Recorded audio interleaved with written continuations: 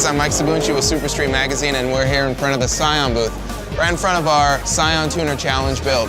As you can see, we went a little crazy with the engine bay. We have ITBs on both sides. Looks pretty crazy, sounds pretty crazy. The car is pretty crazy, but that's not why we're here. We're here today because I'm gonna take you around SEMA 2014 and give you access to everything. Not everyone can get in this show, so why don't you follow me and let's go for a ride. We're here at stop number 1 at the Mackin Industries booth, and we're here with Ed Lee, the other Ed. Hi, Ed. To show us some key things for 2014 and some new products that we have our eyes on. So this wheel is the 57 Getter by Rays, and it's a cast one-piece wheel, and it has a very unique twist on the 5-spoke split-spoke design.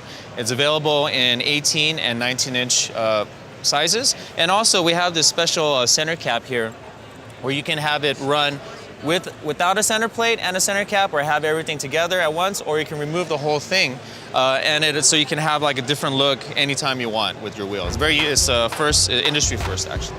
Ed also took us around the remainder of the Mackin Industries booth, where he showed us the rest of the Volk Racing and Yokohama wheel lineup. Very beautiful ornamentation as well. Very light, very strong, but it looks great at the same time. Plus it makes me look pretty too. Oh yeah. You can see the reflection of your head right Which there. shines more, my head or the wheel? I can't.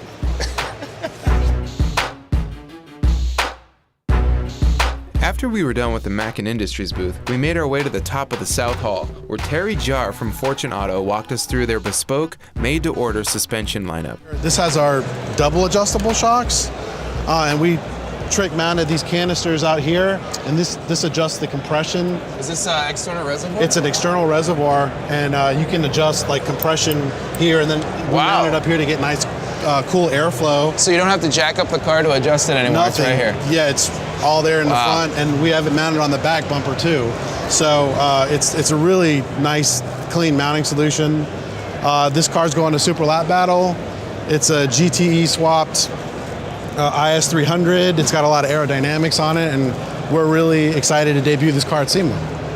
So these external reservoirs, that's just basically extra oil to make sure the shock doesn't overheat? So it holds extra nitrogen and also oil, and that basically, like you said, prevents overheating. It also makes the ride more compliant because you can ride less, you can fill it up with less nitrogen, so there's less gas pressure but more volume. Got it. Yeah. That's awesome. Next, it was time for the owner of the car, Faz Rahman, to explain some key features on his build. This Altezza had everything: custom spoiler, custom diffusers, air cups. I was in love. So the air cups help you raise it and lower it for street driving? Yeah. So it's like, it pretty much acts as a spacer, so you can lift it when you need it. Oh, nice. Yeah. Cool. So these are custom wing mounts with a APR GTC wing, and then got the canisters in the back. Wow. Single exhaust. The exhaust is all aluminum. What made you go with center exhaust?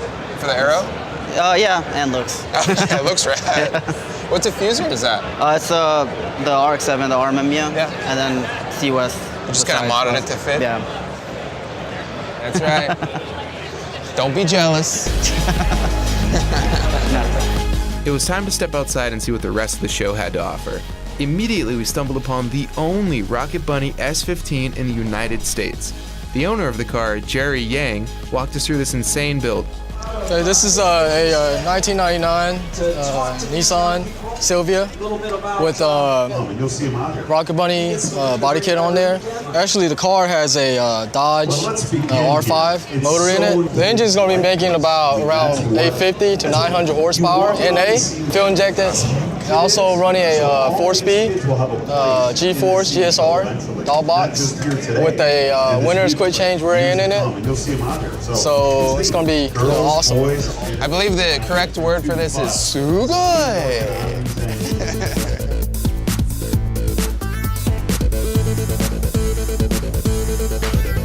All right, guys, we're here with Harry Kong from the very famous Nitto Tire.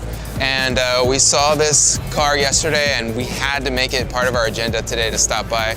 You can't ignore this car. We have to talk about this car. This car is amazing, so I'm going to turn it over to Harry, and he's going to tell us some details on this build.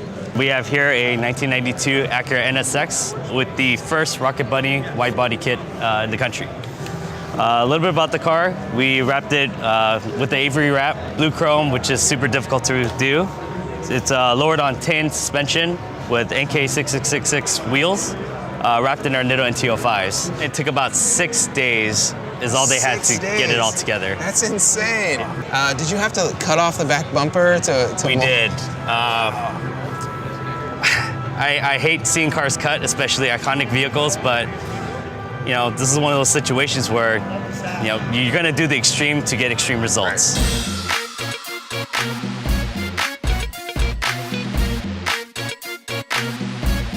All right, guys, another one of our picks for SEMA 2014 is Rob Chairslayer Parsons and his LS-powered S13. This thing is insane, and it's all controlled with hand controls.